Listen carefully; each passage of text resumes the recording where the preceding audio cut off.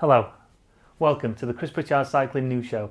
It's Wednesday's edition, and first up, I need to make a big shout out to someone who got in touch with me. Claire, thank you so much for contacting me via Instagram. I was supposed to do this a couple of days ago, but we haven't done a news show, so I couldn't give him a shout out. But I just want to give a massive shout out to your husband, Johnny, who's pictured here, whose birthday it was on the 23rd of November. I'm sorry I didn't do it sooner. We had no news shows coming out up until today. So, Johnny, hope you had a bloody good day. Claire, hope you bought him lots of nice gifts. And this is not Saturday morning TV, so don't make a bloody habit of it. All right? Oh, and before I forget and we get into the news, a quick one. Wahoo Le Col, fueled by SIS team ride, is going off tomorrow. I'm taking it, I'm leading it, so if you want to be part of that, it's turned into a little bit of a training session as well as a community group ride, so if you want to be part of that, link is down in the description. Go and follow the link, add yourself to the start list, and I'll see you in the pen at 6:30. Ed Lavrat will be taking over from me the following week. Everybody got that? Oh, and don't forget, hit that subscribe button. We're almost at 34,000. Let's try and get to 1,000, an extra 1,000 before the end of December. Let's get to 35,000, please. Please. That's my only goal in 2020. Well, to survive it and to get to 35,000 subs. Go and subscribe. Let's get on with news. Oosh.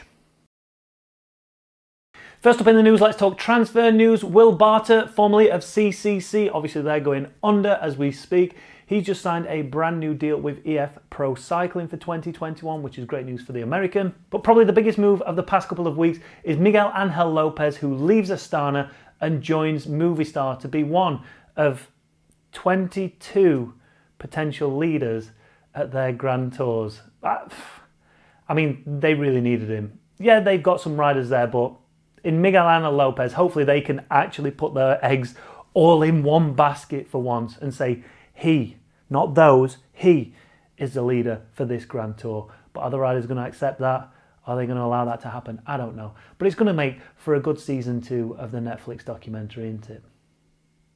Next up, in a bizarre training crash, AG2R rider Cherel has been left with a broken collarbone, a collapsed lung and 2 broken ribs after a training crash in the south of France. Mikael took to Instagram with a picture of a dog with the caption underneath saying, "Now you might be wondering why I posted this picture of this cute little dog on my timeline, right? Perhaps it's the morphine that I've been prescribed that's kicking in. I don't know. Of course I can't blame the dog that I crashed into after it tried to cross the road right in front of me. And neither can I blame the lady, maybe I could, walking along the seafront from whom the dog escaped. Although I can be annoyed at her for her act of cowardice, taking the opportunity to make her escape while I was left lying on the ground. Idiot. Bloody idiot." A scan later revealed a double collarbone fracture, 2 broken ribs and a collapsed lung. But it could have been worse, as they say. Now, talking of accidents, moving on to the next story. This is a good story. This is good news. Makes you feel happy inside. It makes you warm inside. Remember Fabio Jakobsen crashed at stage 1 of the Tour of Poland. We've spoken about it plenty of times over the past couple of months. He's finally made his return onto the bike and he posted this picture over on Instagram. Look at that. What a beautiful sight. Back on the bike together with, I presume that's his missus. I don't know how to pronounce her name. On our new, is it an advert? On our new I Am Specialized Tarmac SL7 #ad. It has been quite a journey so far. With the post, I would like to thank all the medical specialists that have helped me along the way. Same goes for Deconic Quickstep and all the sponsors of my team for the support in my rehabilitation process. Already looking forward to my next surgery in January. Blimey hell. Already looking forward to my next surgery in January. In the meantime, I will start slowly training again. I'll tell you what, when you think about it, Deconic Quickstep have had some, and their riders have had some terrible luck this year. With Fabio Jakobsen having that serious incident, Remco Evenepoel having that serious accident as well, it's a wonder that they aren't 2 riders down. In fact, it's a wonder that we aren't 2 riders down just on planet Earth, the way that them 2 crashed. So it's amazing to see them both making a recovery. Talking of Remco Evenepoel, he was in the press a few days ago saying the fear of gaining weight was there during his recovery as he drops 5 kilos. Oosh. Even with the setback of his injury sustained at this year's Lombardia, he has lost 5 kilos on his 2019 weight. That's pretty impressive. Speaking in an interview on Wielerflits, he said, "I knew that every kilo I would gain would be 1 kilo too much to get back to the top. I haven't done any tests yet and it's difficult to compare because my weight currently fluctuates between 59 and 60 kilos. That is 4 or 5 kilos less than a year ago. My baby fat is gone. And then it goes without saying that you then have to push less watts to drive just as fast. But tests will be done within a few weeks and I'll have a better idea of that. The fear of gaining weight was there, so I paid extra attention. It's not like I'm an anorexic patient now, but my upper body, that is skin and bone. Over the past few months I have seen the seriousness of importance of nutrition and I've researched and learned a lot. Remco Evenepoel always seemed to me to be, how do you describe it, like someone like Gabs Collet, who rides for Movistar, built as a stocky rider, super strong, super athletic, but just physically built bigger than the rest of the riders. And it's amazing that he's managed to lose 5 kilos because, again, a huge impact on his activity levels, and he still manages to lose weight, which is great. But you've got to consider the fact that, you know, you don't want to be going down the route of an eating disorder just to keep that weight off or just to try and get that weight off. It's been known in the past that people have said he is too fat to race, old Remco Evenepoel, but proving that he's clearly not, and he's capable of losing a bit of weight. But let's hope it don't come with any eating disorders. But nice to see him back. Nice to see Fabio Jakobsen back, and hopefully DeConi Quickstep are going to, well, they had a solid team this year, and there's a high probability that they're going to go and win everything next year. Maybe not a Grand Tour, but everything in between. All right, next up, let's have some esports news. As you might know, the WTRL have joined forces with Zwift to produce these Premier League, Division 1, Division... I don't quite understand the whole division concept of it. But there's a Premier League where riders are invited to race and they need to dual record, they need to validate their performances. And then there's the Division 1 and beyond where riders can just be part of the community and race like any other normal Zwift race, but it is sanctioned by the WTRL and Zwift, right? So today there was a post over on Zwift Races that got me thinking a little bit, and I wanted to open the discussion. We're going to talk shortly about the UCI Worlds because some of the riders were announced on Monday, and I want to go through some of those names. But first up, let's have a look at this within the Zwift community. All right, so Simon Nielsen here. Hi guys, I have to speak up about some major problems in the divisions just below the Premier League. In my opinion, the divisions just below the Premier League are at the moment a big mess where apparently everything is accepted. My team Fusion ECT is competing in the men's EMEA East 1 Division 1A. You can see why I get confused with all this now. And our divisions finishing race times have been way faster than the Premier League in all non-TTT races. And then you can see there, in Richmond, they finished 33 seconds ahead of the Premier League. In New York, they finished 1 minute and 9 seconds ahead of the Premier League. And in France, I think that was yesterday's, they finished 1 minute 40 seconds faster than the Premier League. Okay, so maybe it's just some very strong riders we have in our league. I'm sure it is, but we have no idea who is legit and who is not.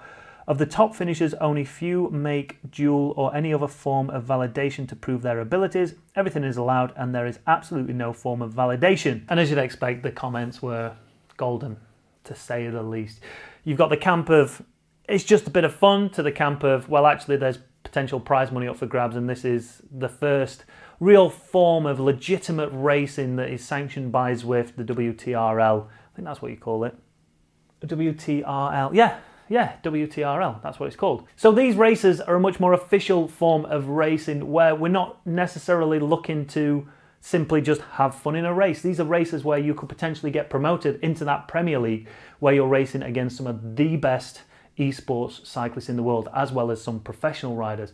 And maybe not now because we're still in the early stages, but soon, you look at the Zwift Academy, this is a potential place to get spotted as a young rider, to come through and prove your watts and prove your skill as a cyclist to then potentially, you know, get a contract with a Conti team, a pro Conti team, world tour team, things like that. So I think this whole argument of it's just a bit of fun kind of has to stop, and that stays with those lower community races where it is literally just a bit of fun, just a little bit of competition, like a 3rd and 4th cat race at Darley Moor. It's just a bit of fun.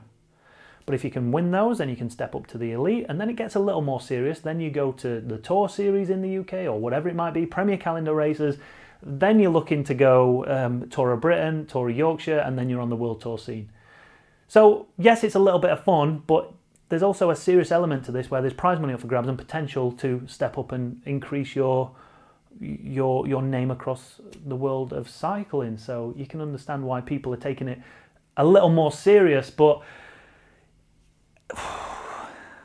it does make you think that this Premier League is the riders there are way stronger than any of the riders. Legitimately, they're stronger than any of the riders in those divisions below them, and so they should be. They are the best at what they do. So why is the first division faster?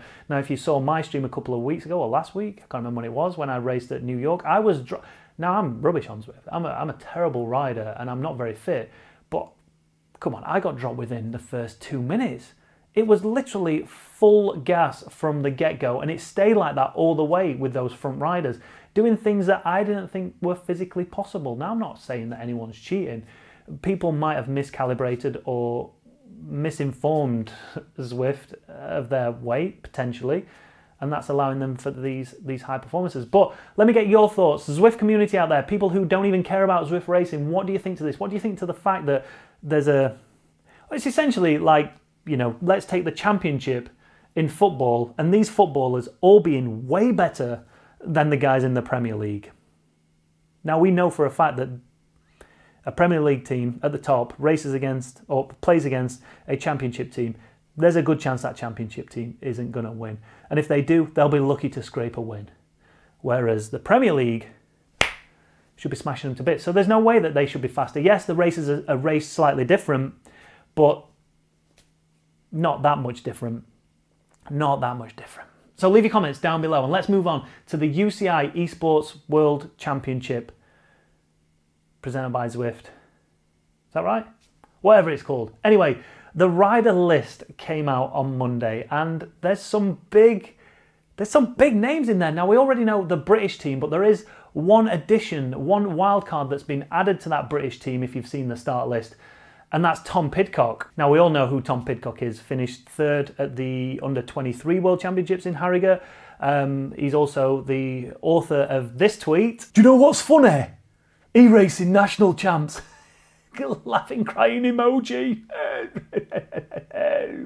So I presume if he does win the World Championships, he won't be donning that World Championship jersey. Here's a thought. Whoever wins it, how are they... Because they're all racing from home. I always thought that the World Championships were going to be raced... They were all going to be there together and they were going to be racing in an arena. Now, I know it's COVID times, but you could have made sure that you had enough space between them. So... I'm sorry, but I'm so sorry, but I can't sit and watch that and believe what's happening. There's just too many variables with people doing it from their homes, and I know it's the best option we've got. Well, the best option would have been to postpone it to 2021 until you could have 100 riders all in the same place racing together. But now, I'm not saying anyone's going to cheat, but there is that chance, because you're doing it yourself, that you don't put in the right way. Now, everyone's using Garmin Tax Neo 2s. Everyone's being supplied a Neo 2T from Tax. So everyone's going to be on the same smart trainer, or at least they should be. But what's to say that a rider doesn't just set up the camera so you can't see the turbo trainer? You change the turbo trainer to one that has more capabilities of being able to calibrate. You change that calibration just a little bit and you become Zwift World Champion. Now, I don't think the professionals will be fussed at all about an esports World Championship. I don't think they care one iota, but I dare say that there's going to be a lot of the community riders and those Zwift professionals, shall we call them, who thinks, well, I know how to game the system, I know how to work the system a little bit, I'll just do what I need to do, and boom, I win the World Championship. I've got a rainbow jersey. Yeah, I was using that Tax Neo 2T there. Just adjust the data on it, and boom, off you go. I don't know. Anyway, let's take a look at a few of those other names making the start list at this year's inaugural World Championship Esport World Championships. presented by Zwift. So the 2020 UCI Esports World Championship start list, women's elite category. I mean, they made a good job of the font on this. It looks really engaging, makes me really want to read it. Anyway, you got the contingent from Australia, Sarah Giant, I think that's Sarah Gigante, I think, could be, I don't know.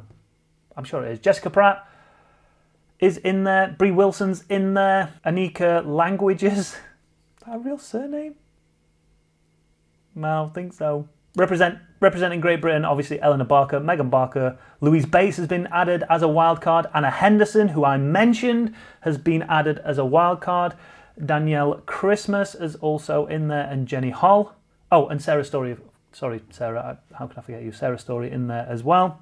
Lisa Brennauer for Germany, another couple of wild cards representing Sun, which I don't know what country that is, but I presume they mean the Netherlands. Anna van der Breggen, Annemiek van Vleuten, and Kristin Wild racing. Kristin Wild has done a bit of Zwifting, to be fair. She might be pretty good at this. From New Zealand, She Harris. Portugal, Dad Martins. Someone has left the autocorrect on, haven't they?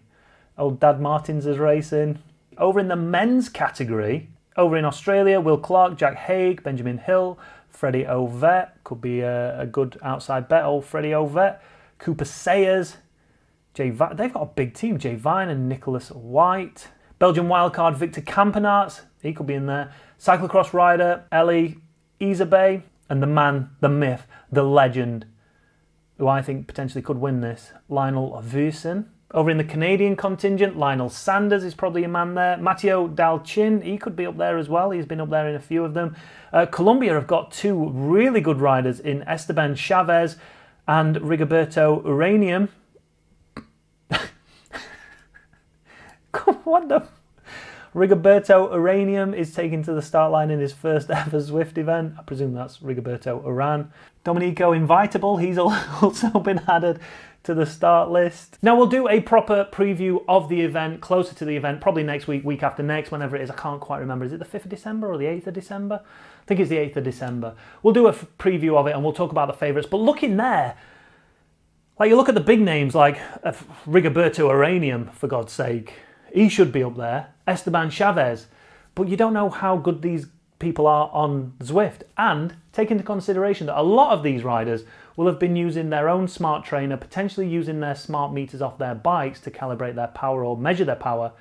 And now they're all being sent a Tax Neo 2 that they have to get used to. And it rides completely different. If you've ridden a kicker, for instance, with the big flywheel at the bike, you jump on something like a kicker bike or a Neo, and it becomes a completely different experience that you've got to get used to. So people who have been on those Tax Neo 2s will have a distinct advantage over everybody else. And the Neo 2 doesn't need any calibration, so there's no worry of calibration being an issue with everyone. But still, everyone's riding from home. You've got 100 riders riding from home. You've got people who will try and seek out any little advantage they can. And I don't know. It's just going to be hard to feel like you're getting a proper full-on legitimate race. But then again, I suppose that's the same with an outdoor race. You don't know how many people are, do you? So yeah, anyway, we'll talk more Zwift next week. But that's it for today's show. I don't know if it's been a long one. I don't know if it's been a short one, but we don't seem to have really covered much interesting news. Thanks for watching, everybody. If you've enjoyed the video, make sure you hit that like button, hit that subscribe button. If you've disliked the video for whatever reason, hit that dislike button. But above all, leave your comments down below. I will see you tomorrow in the live stream. And that's it. See you later.